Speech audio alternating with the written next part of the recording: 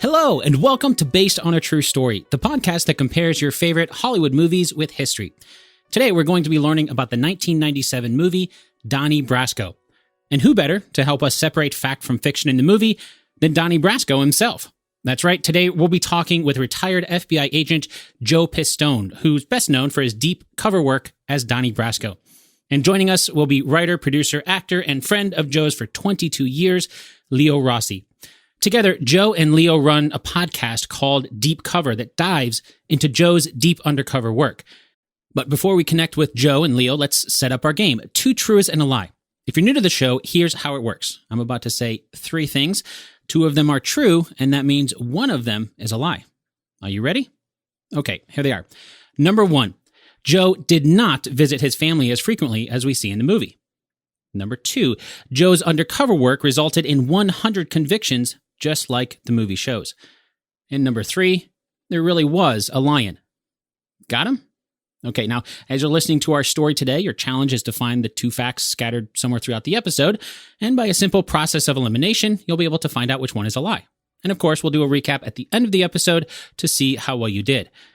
All right, now it's time to chat with Leo Rossi and Joe Pistone, aka the real Donnie Brasco, about the historical accuracy of Donnie Brasco.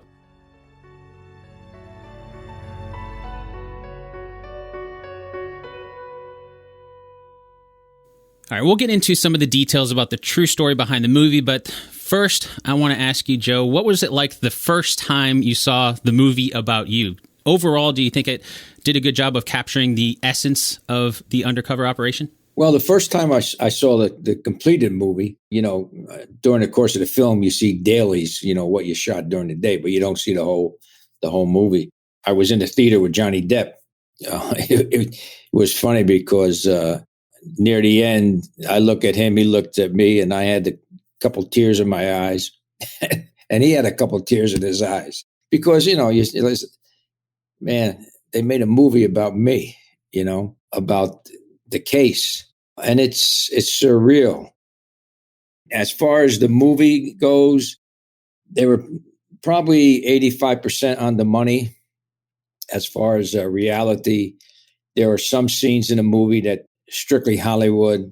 And if I may, to your listeners that may have seen the movie or going to see the movie, Donnie Brasco, is that I never slapped my wife. That actually was not in the original script. That was put in on the day. I never slapped my wife. We never went to a psychiatrist because I never was home that much to go to a psychiatrist with her. And I didn't have a bag of $300,000 in a bag. And I didn't saw that guy's leg off with a hacksaw. If you saw the movie after those 3 guys were killed, I mean, that was legit. Those 3 guys were killed. But I didn't saw his leg off with a hacksaw. Other than that, the movie was pretty much on the money. They were the 4 glaring mischaracterizations. If you saw the movie, I'm driving across the George Washington Bridge to go to Jersey to go home. Well, my family lived across the country. So, once we started that operation, I very seldom got home to see my family. Okay, yeah, it wasn't nearly as close as the movie makes it seem. Yeah. I want to actually ask you this as well, Leo. Since you're more familiar with the movie making side of Hollywood and acting and stuff, but now that you're making the Deep Cover podcast with Joe, what was your perspective on the movie Donnie Brasco, and how has it changed since the first time that you saw it? Well, the first time I saw it, and I didn't know Joe at that time, but I thought it was very authentic. I thought it was just very well made, and I said, who is this lunatic that would go deep cover for all those years? I said, this guy's got to be looked at. No, I thought I was watching something that showed me there are still heroes in America. And that's the way I felt. And then when I met him, he didn't disappoint. As they say, Dan, I guess the movie has legs, right, Leo? Oh, we pray for that. But you can't go a week without that movie not being on television. before the country got shut down with the virus, Dan, I do a lot of work overseas for the State Department and DOJ. I'd wake up in Estonia.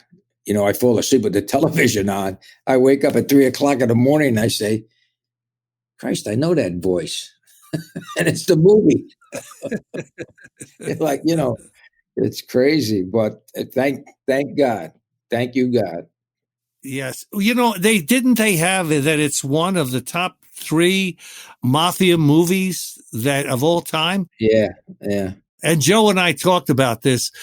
Joe's got his favorites, and everything. But what we both agree on, that as far as authenticity and really nitty gritty street, Goodfellas did it. Certainly Donnie Brasco did it. The Godfather was more like an opera. And it just was, it was beautiful, wonderful film. But, I think we're missing a little bit of that, nitty grittiness, Yeah. Not quite as realistic. Yeah. Now, one thing I know a lot of movies do is to create a lot of fictional or composite characters, simplify the storyline. Of course, we know Donnie Brasco was real. But then the other main characters in the movie are Al Pacino's character, Benjamin Ruggiero, or Lefty.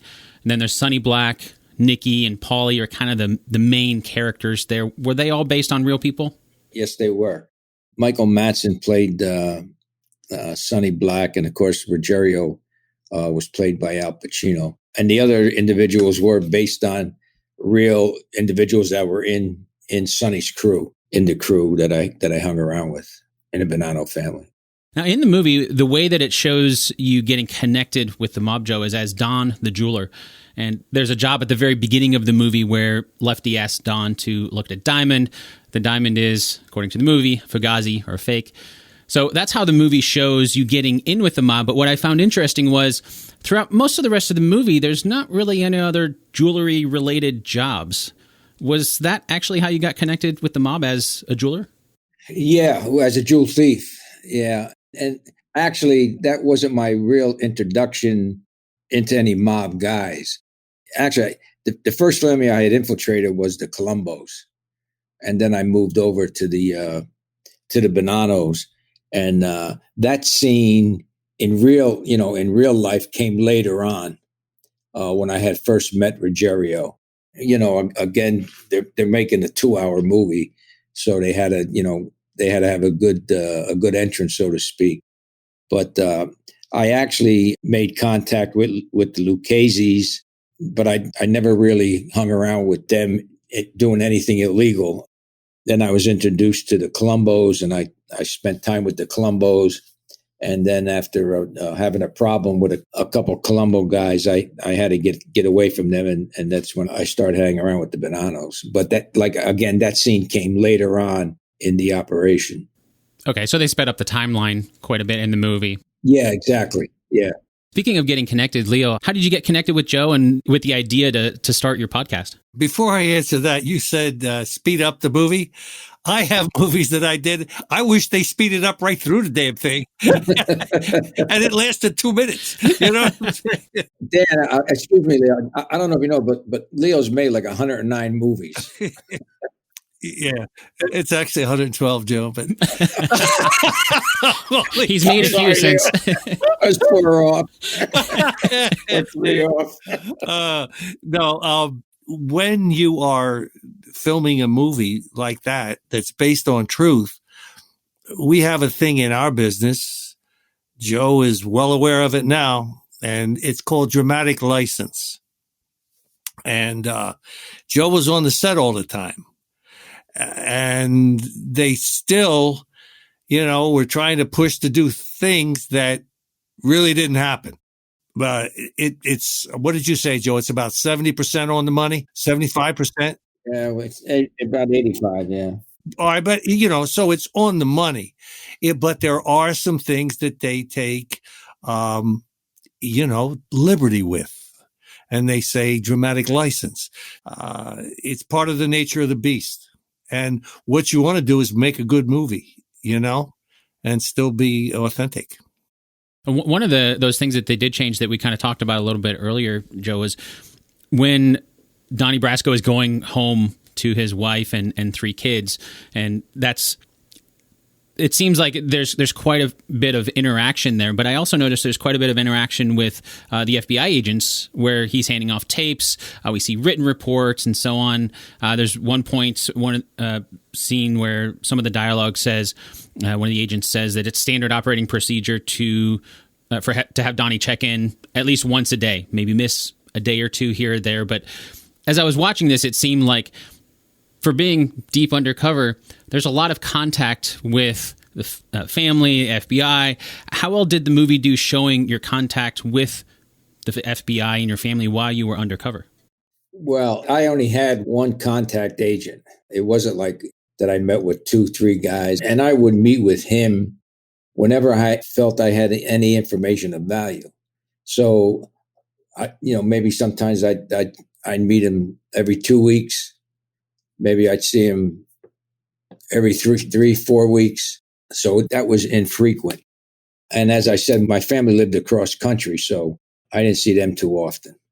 But, again, I was told by the writers and the director that, we got to make you a likable person. And that's the way they made me a likable person, by more interaction with my wife and more interaction with the FBI, because they said, you're doing stuff that normal FBI agents don't do. So we got to make you likable. And that's the only way we can make you likable. If that made any sense, I don't know, but that's what they did. Yeah, they were shooting in the breeze there. Yeah, that's just what happens. And Joe was on the set. I mean, that's the one thing that always stuck out with me. We did a one-man show. Joe wrote it with myself and Bobby Moresco, a wonderful writer. And Bobby directed it, and we opened in Chicago Center for the Performing Arts.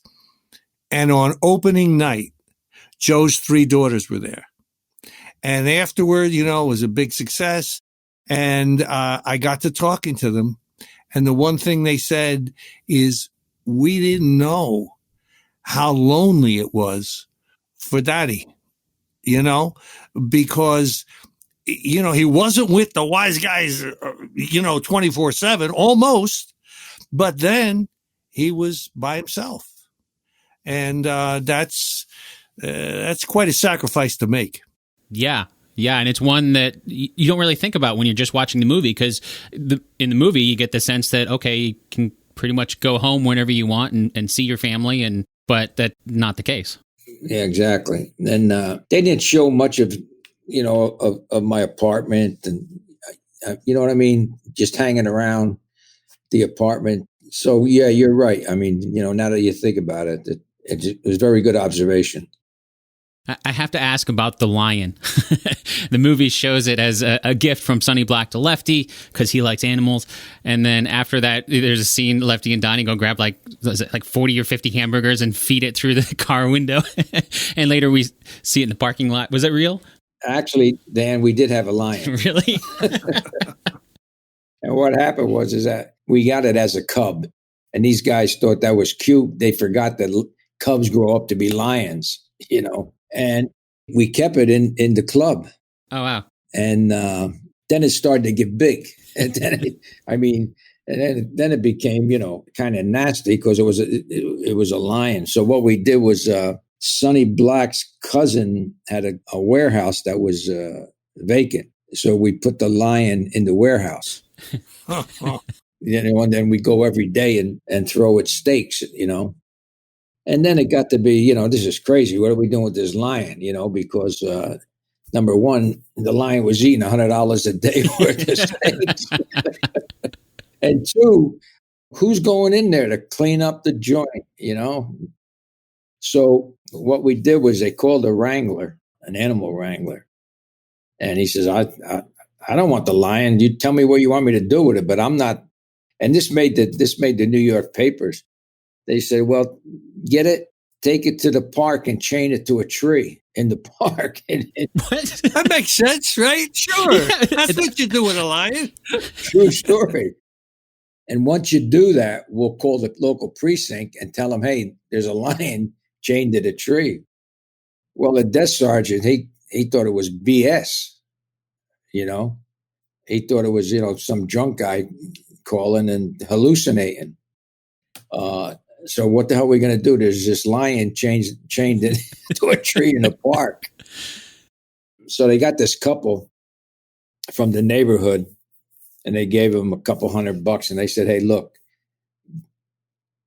you go to the precinct, tell them you're walking in the park, and there's a lion chained to a tree at this location. So they finally believed it. And it made the well, I think it was both the Post and the news. It was front page, lion found chained to a tree in such and such a park. But we did have a lion for about 6 or 8 months. Yeah. It's amazing that these guys are so sharp with the criminal activities, right? But as far as like, what, you don't think the cub's going to grow up to be a lion? What'd you think? It was a midget? And then, Joe, tell them the story about Lefty, Milwaukee, and the thing. I don't want to give it away, but geography. He wasn't too good at geography. To shorten the story, the FBI had an undercover operation going in Milwaukee. So I engineered to get the Bonanos to come out to Milwaukee to form a marriage with the Milwaukee mafia family. So me and the other undercover agent, we're in a car and we're riding. The other undercover agent, he's showing us around the city, and we're down along the lake. And he says to me and Lefty, that's one of the Great Lakes. So Lefty looks at him. He said, that's not the lake. What is it? He said, it's the ocean. So I said, no, Left, that's the lake. He said, Donnie, sometimes you're stupid. I says, well, yeah. So, on the Great Lakes, they have these big freighters, He says, you see that big ship out there? I said, yeah. He said, you think that ship can sail in a lake being that big? That's the ocean. I said, yeah, Left, you're right. That's the ocean. At some point, just give up. All right. You got to argue. How much more can you argue? You're in the middle of the country. Oh man, I'll tell you the big surprising thing to me in knowing Joe as well as I do over all these years was that he didn't figure out a way to kill Lefty. Because there were many times he told me, have a lot of patience there, huh? He was a tough guy to deal with, man. He was tough. He was a tough guy, but he was my he was my rabbi, man. He was my rabbi for the mob. There's a funny thing that a lot of these mob guys, they know the history of the mob. Oh, he was an encyclopedia, Leo. Encyclopedia. See? Yep. As you're supposed to know your business. I mean, I went in and pitched a movie once to young executives at Paramount. And at the end of my pitch, I said, really, this is a modern day On the Waterfront. Now, wait a minute. You don't have to know all the movies.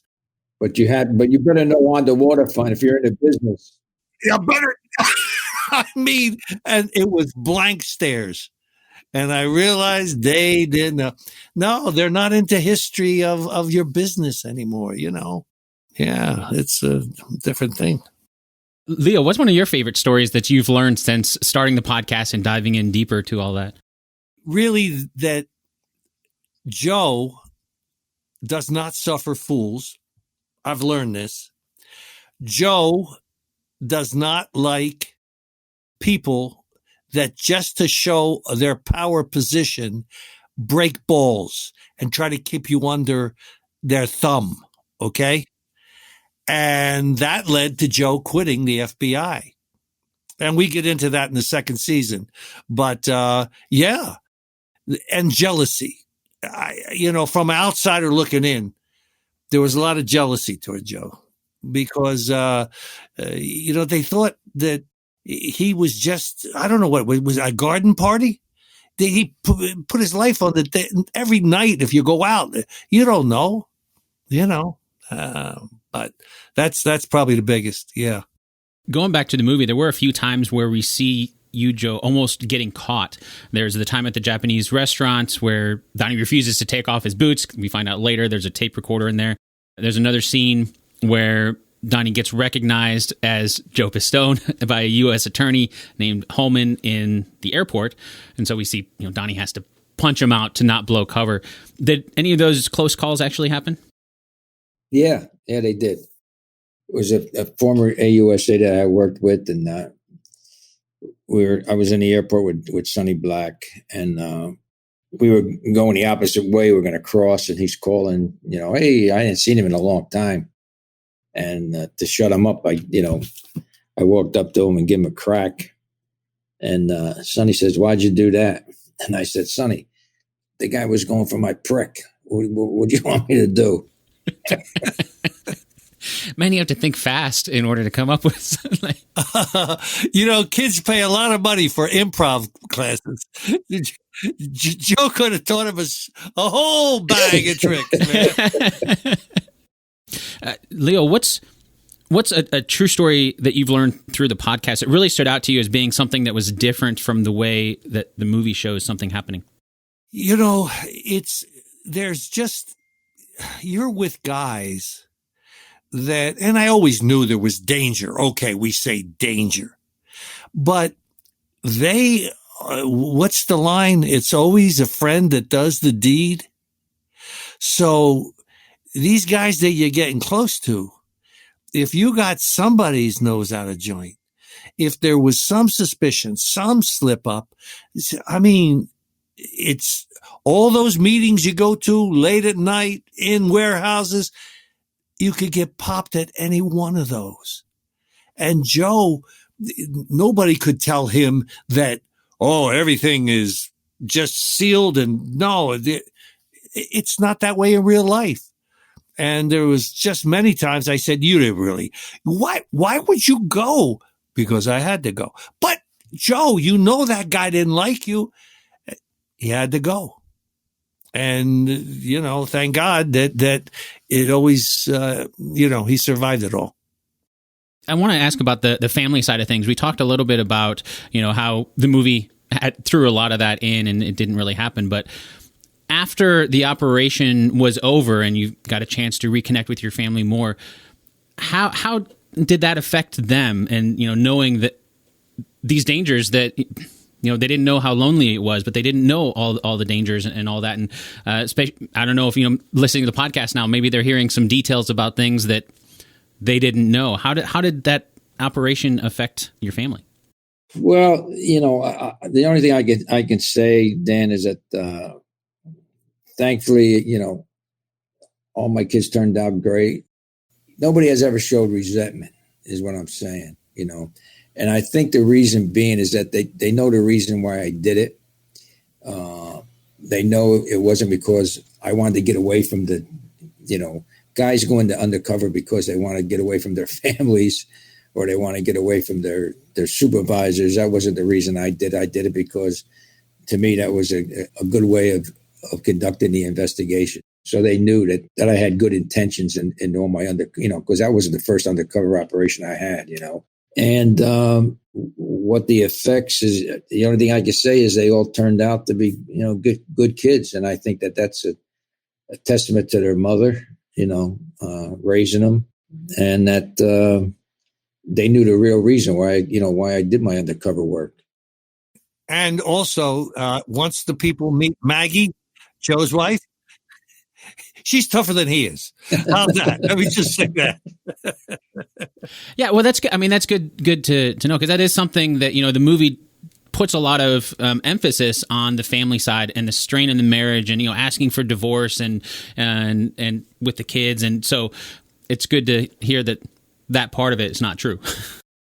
Yeah. Like I say, we never went to a psychiatrist, Did we have beefs on the telephone? Because most of my contact was on the phone. And, for instance, you're 1,500 miles away and it's like the lawnmower don't work. Who gives a F? You know, go get a lawnmower man. Or one time the dishwasher's broken. Well, call a Maytag guy. I said, he's not doing anything. You see him sitting there all day. That didn't go over too good, though. That called for a hang-up, you know.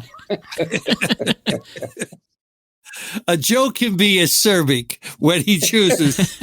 Yeah, he's got a whole treasure trove of one-liners. But, you know, it's all good. It all turned out good, knock on wood, and thank God, you know. Thank God first. We did talk about this very briefly, but I want to ask about probably the most violent scene in the movie when we see Sonny Black and his guys ambush Sonny Red and his guys in the basement of the house. How accurate was that scene in the movie? Those guys did get clipped, but it was actually in a restaurant. It was a setup where they thought they were going to a sit down to iron out differences in the family. But it was pretty gruesome. I mean, they opened up on him pretty good. It sounds kind of like what you were saying, Leo, where you go to a meeting and you never know when that might be the end. Yeah. I mean, Joe probably went to hundreds of meetings over the 6 years, you know, that could have turned ugly, man. And you just don't know. I mean, now, one thing that people did know, they knew the Bonanos that were, you know, Joe was in that crew. They knew that their time on this earth was limited because they brought him in. Tony Mira, Lefty Ruggiero, Sonny Black Napolitano. Now, you know, Lefty made it through because he was going to a meeting where he was going to be whacked. But Sonny Black knew, well, let me ask Joe. Joe, do you believe he knew definitely he was going to get clipped when he went to that meeting? Oh, definitely. Yeah. Yeah, okay. You don't get called to a meeting and leave all your money, your keys, except your car keys, your ring, you know, all your possessions with the bartender. And he says to the bartender, I just got called to a sit down and I'm probably not coming back. Hold on to these and give him to Judy, you know. So he knew he was going to get clipped. That's a real gangster. You know, that's a real gangster, man. Yep. If I'm correct, Joe, nobody in that whole crew flipped? No, not during that operation. I mean, they flipped 10 years later, maybe, you know. Oh, okay. Yeah. 15 years later. But none of the guys that we arrested at that particular time flipped. Guys, Bonanos flipped, you know, like I say, maybe 15, 20 years later. I mean, they were tough. Yeah. Every one of them. They were tough. The way the movie shows the whole operation ending, there's the contract that Lefty and Donnie are given to whack Sonny Red's son, Bruno. And then Lefty says it'll make Donnie a made guy. They track him to a boat. Just before they attack, the FBI shows up and arrests everyone. And as I was watching that, I was like, oh man, this timing it just seemed like, you know, Hollywood's perfect timing. That was Hollywood perfect. How did it really come to an end? Well, what happened was that there was obviously a rift within the Bonanno family for power. The guys I was with, Sonny Black and the other guys, you know, were the ones that took out the three captains that were trying to take over the family. There were supposed to be 4 guys there. Only 3 showed up. And then I get the contract to kill the guy that didn't show. So now there's a war going on within the family. So basically they figure, well, you know, now it's time to shut the operation down because now it's a shooting war. So we just close the operation down and then I start going to grand juries, et cetera, et cetera. And that's when they start whacking guys. That's when they start whacking Mira and Sonny Black. And, Jilly Greco, Jilly the Colombo guy got whacked first. And then, like Leo said, Lefty was on his way to the club and we picked up on a wire that they're going to whack him when he gets there, they said. And the FBI grabbed him off the street. You know what I never asked you, Joe? When, you know, the contract was on Bruno was given to you, if that was another capo that, you know, was supposed to be there, didn't show up, if he said, guys, look, I'm coming over, would they have let that go as opposed to knowing Bruno's father was clipped in that hit? And he would never. No, they would not have given him a pass at all. Yeah, never. Yeah. Mm-hmm. No. Yeah. Because you have to remember, he was in on the Galenti hit. He was a shooter, right? Yeah, so Yeah. On the Carmine Galenti hit. So no, they would never have given him a pass. It seems like we were talking earlier, there's a lot of improv to that. What sort of ideas are like kind of racing through your head? You try to talk yourself out of some of these situations. Like when you get that contract, is that something like, okay, right away you know that you have to end this operation that's been going on for so long? No, you get the contract and you say, okay, and you go look for the guy. I get in touch with my contact agent and tell him, look, this is the story. I got the contract to kill Bruno. So the deal was, if I find him, I'll call the FBI and they'll come and snatch him and we'll stage a hit. Or if they find him first, because they're out looking for him too, we do the same thing. We'll stage a hit and then say that, that I whacked him. I mean, obviously, I'm not going to go whack him, Well, right. That's why I'm that was kind of my point there. Is like you got to have mind racing. Okay, how do I have to make this look? Yeah. But, let me say this to you. If it came to a situation between me and him, it was going to be him. Because with these guys, when you're given a contract, it's your responsibility that the guy gets killed. So if you're a mob guy, you don't negotiate. And I can't say, hey, I'm really an undercover FBI agent because they killed me on the spot because they say, yeah, you've been doing this for, I'm going on 6 years and you're telling us you're an FBI agent. So you have to play along with it. And so I went out looking for him. I went to Miami, looked for him because that's where they thought he was. But if it came down to a situation, it was me or him, it was going to be him because I'm not dying for a gangster. Well, you mentioned where, saying you're not going to come out and say that you're an FBI agent, but that leads me into my next question, because at the very end of the movie, we see that scene with Lefty, leaving all his things. Yeah. But then FBI agents show up to show photos of Donnie Brasco to Sonny Black. And even then, they still don't believe that you were an agent. They think that this is a trick. Did they still not believe after they were told? No, they didn't. They thought that the FBI had kidnapped me and was trying to flip me. And it was their way of telling them that, you guys should flip. But yeah, they didn't believe it until some indictments came out. And then, of course, on the indictments, it mentions undercover agent. So, well, I think in my business, now it's Joe's business too, the movie business, Joe would have heard, because the guy still believed that he was not, FBI agent. He would have said, and the Academy Award for Best Actor, Joseph Pistone. That's funny. At the very end of the movie, there's some text that talks about those indictments. It says that you collected evidence that led to over 200 indictments, over 100 convictions, and there was also a $500,000 contract. That was wrong. And the first I saw that was when I saw the movie. I mean, nobody ever asked me about that, about those credits. And we actually convicted 235 people. That's how many convictions we had over all the trials. Oh, wow. And I was like, where the hell did they get those numbers from?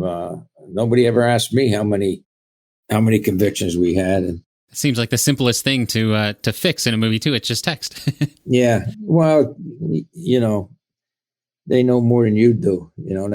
I guess that's their reasoning. Joe, didn't your picture appear in the Post or was it the Daily News early on when all of a sudden this thing broke and you came out from deep cover? I thought there was a picture of you in the newspaper. Was it? No. Oh, okay. Yeah, because that's got to be sacred material, man. You can't put your kisser in the newspaper. Well, after it was over, what was it like? Like, did you feel relief that it was over? I mean, you've been doing that for years. What was it like once it was actually over? That was the first operation that I didn't want it to end at that time, only because I had been proposed for membership in the family. I was due to get inducted into the Bonanos in December. And with this war going on and everything, and the FBI they didn't want to wait, so we closed it down at I think it was July 27th. But my thing was, why close it down? I mean, can you imagine the embarrassment when it comes out they inducted an undercover FBI agent into a mafia family? I mean, because up until that point, everybody thought the mafia was untouchable, which they basically were. But there was no downtime, because once the operation ended, I go to D.C. for a debriefing, and then I have to go to the Southern District of New York, the Eastern District of New York, Miami, Tampa, and Milwaukee. I have to go to those districts, that sit down with the attorneys that are prosecuting the different cases, go to grand juries. There was no going to the islands and relaxing. And then once all the indictments came out, then you start preparing for court. So that operation was a 6-year operation, and I think I testified for a little over 6 years. That's so. Oh, wow. I don't know if I should say this, Joe, but we are doing the comedy version of Donnie Brasco, a movie. At the end, when Joe comes out, he goes, "I'm going to Disneyland." And then they present me with a Corvette.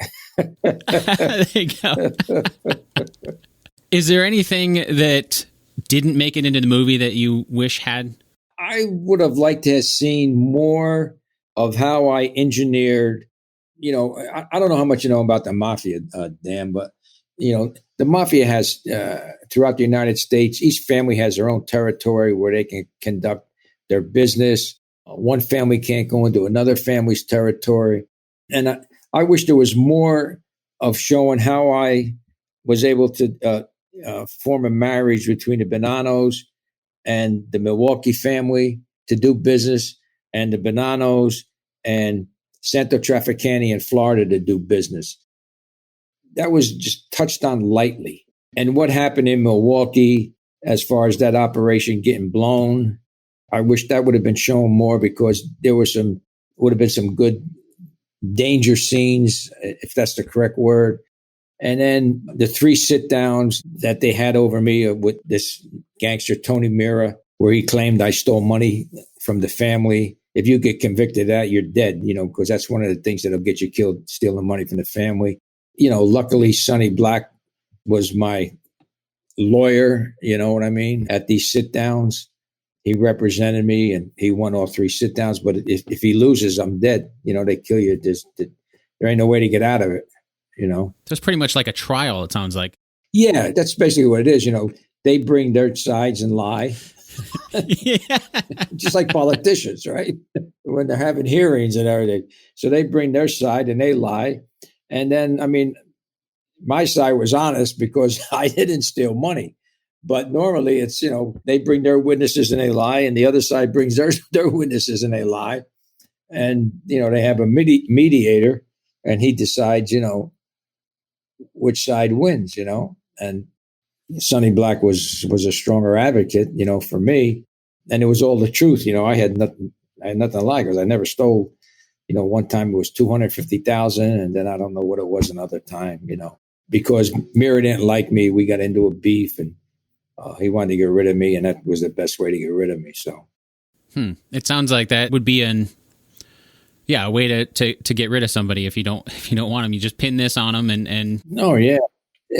Just whack them after. Well, Joe, really in the annals of crime, the mafia, organized crime, what he did, you used the word, Joe, engineer.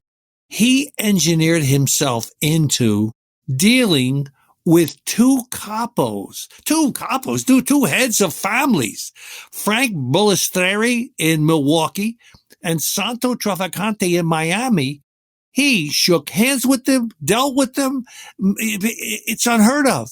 He wasn't a made guy, although Sonny Black did a couple times did introduce you as a friend of ours. Yeah. But I mean, that is unheard of that anybody could get that close, even if he wasn't undercover, because he wasn't a made guy. It's unbelievable. It's very rare to sit down with a boss, if you're not in his inner circle. Would that be seen as suspicious that you're able to get that close? Suspicious to whom? By whom? I'm just thinking, if that's so rare and other members of either family are noticing that you're trying to get close to the boss, if that starts to raise some warning flags or anything. Well, if you don't do it right, yeah. We had a proposition for him, and I was able to convince the Bonanos that the proposition would be beneficial to us. But, I always had conversations where I always left it up to them. Look, it's not my decision if you want to trust so-and-so, that's your decision. Well, thank you guys so much for coming on to chat about Donnie Brasco. I know we've mentioned a few times you do have your own podcast that dives into a lot more detail than we ever could here in a single episode here. But for someone that's listening to this and wants to get more information, can you give an overview of your show and where they can find it? Yeah, it's Deep Cover, The Real Donnie Brasco, and Jam Street Media, Spotify, or wherever you listen to your podcast. I don't think you'll be disappointed. Joe and I get down, and I have a good time. And the results from, the different viewers and their comments has been thumbs up. So we continue to continue. Thank you again so much for your time, guys. Thank you, Dan. Appreciate it. See you, Dan. Be well.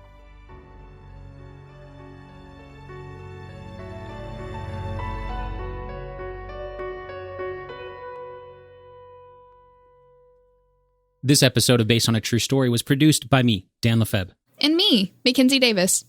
I'd like to thank Joe Pistone and Leo Rossi once again for taking the time to help us separate fact from fiction in 1997's Donnie Brasco. If you want to learn even more about the true story, of course, there's the book that Joe wrote called Donnie Brasco, My Undercover Life in the Mafia. But if you're listening to this, then I'm going to assume that you love podcasts as much as I do. So as soon as you're done listening to this episode, go check out Joe and Leo's excellent show over at deepcoverpodcast.com. And if you're driving or unable to jot that down right now, you can always find the links to that book and their podcast in the show notes for this episode and on the show's home on the web, basedonatruestorypodcast.com. Okay, now it's time for the answer to our 2 truths and a lie game from the beginning of the episode. And as a refresher, here are the 2 truths and 1 lie. Number 1, Joe did not visit his family as frequently as we see in the movie. Number 2, Joe's undercover work resulted in 100 convictions, just like the movie shows. And number 3, there really was a lion. Did you find out which one is a lie? Let's start with number 1. Joe did not visit his family as frequently as we see in the movie. That is true.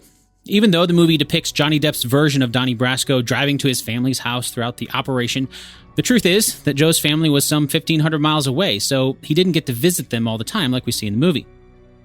That brings us to number 2. Joe's undercover work resulted in 100 convictions, just like the movie shows. That's the lie. As we learned, the filmmakers didn't actually consult Joe on the text that we see at the end of the movie, and the truth is that Joe's work led to 235 convictions. That means number 3 is also true. There really was a lion. Although, it was not given as a full-grown lion like we see in the movie. As Joe told us, they got it as a lion cub, but lion cubs grow up, and before long they realized they couldn't really keep a lion as a pet, so they ended up getting rid of it by simply leaving it in a park for someone else to find. That just about wraps up our time together today. Before we go, the last thing I like to do on each episode is to share how much time and effort went into creating this episode. I know that's not something that most podcasts do, and that's exactly why I'm sharing this information. Because if there's one thing that's surprising to most people who are new to podcasting or have never created a podcast before, it's just how much time and effort goes into creating them. So I figure maybe if you find out a little bit more about how much time and money goes into creating a podcast like mine, then maybe you'll start to appreciate all the podcasts you listen to for free just a little bit more. With that said, today's episode took a total of 33 hours to create and cost $38.47 in out-of-pocket expenses. And as I always do, I want to make it clear that time and cost is only my time for this one episode. In other words, that 33 hours did not include, well, the years of my guest's time living the undercover operation that we talked about. It also doesn't include the time it takes for me to do podcast-related things that are not part of creating this one episode. For example, the time it takes to maintain the Based on a True Story website, social media, email newsletter, and all those little things outside creating a podcast episode that are required to make a podcast. Similarly, on the expenses side, that $38.47 is just for things specifically for this one episode. It does not include all the podcast-related expenses that go beyond making a single episode. For example, the cost of the microphone that I'm talking into right now, the cables hooked up to the microphone, the audio interface, the computer, the software, and all the podcast and website hosting costs, and on and on.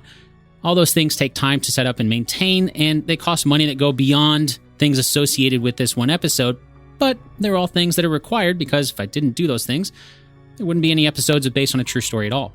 In a nutshell, this podcast may be free to listen to, but it is not free to create, and that is why I'm so thankful for the wonderful people who are helping to support this show financially so we can keep it going.